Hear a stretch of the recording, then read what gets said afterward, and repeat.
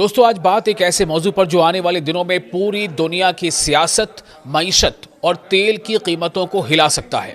एक तरफ अमेरिकी सदर डोनाल्ड ट्रंप के मुमकिना दौरे चीन की खबरें गर्दिश कर रही हैं, तो दूसरी तरफ ईरान और अमेरिका के दरमियान बढ़ती कशीदगी और सबसे अहम आबनाए हुर्मुज़ यानी स्ट्रेट ऑफ हुर्मुज़ का तनाज़ा, जो दुनिया की माशी शहरक समझा जाता है।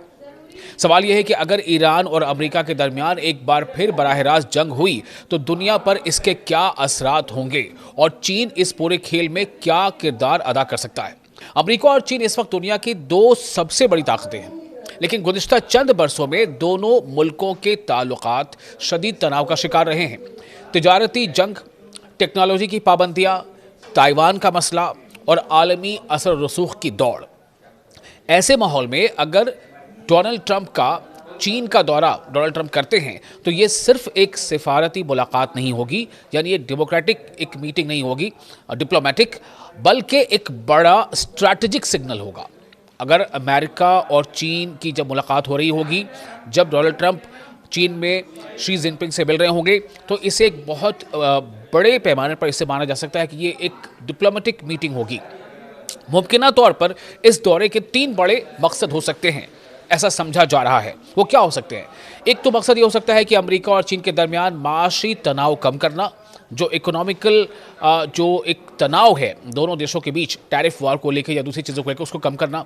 दूसरा, ईरान के मामले पर चीन से ताउन लेना, यानी ईरान के मामले को अमेरिका जिस तरह से चाहता है डील करना, उसमें चीन की क्या मदद हासिल हो सकती है अमेरिका को, इस पर बातचीत हो सकती है। तीसरी जो अहम बात हो सकती है वो है आलमी मंडियों को ये पैगाम देना कि बड़ी ताकतें बराह रास्त तसादुम नहीं चाहती, यानी एक बड़ी ताकत किसी छोटी ताकत से तो टकरा सकती है, लेकिन बड़ी ताकतें आपस में डायरेक्ट फाइट करना नहीं चाहती, क्योंकि अमेरिका जानता है कि अगर मशरिक़ वस्ता यानी मिडिल ईस्ट में जंग बढ़ी तो चीन, रूस और दीगर ताकतें इस सूरत हाल से फ़ायदा उठा सकती हैं।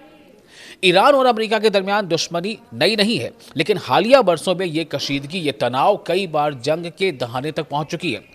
ईरान खित्ते में एक बड़ी फौजी और जोग्राफियाई ताकत है, जबकि अमेरिका मशरिक़ वस्ता में अपने इत्तेहादियों, खास तौर पर इसराइल और खलीजी ममालिक यानी खाड़ी देशों के मफादात का मुहाफिज समझा जाता है।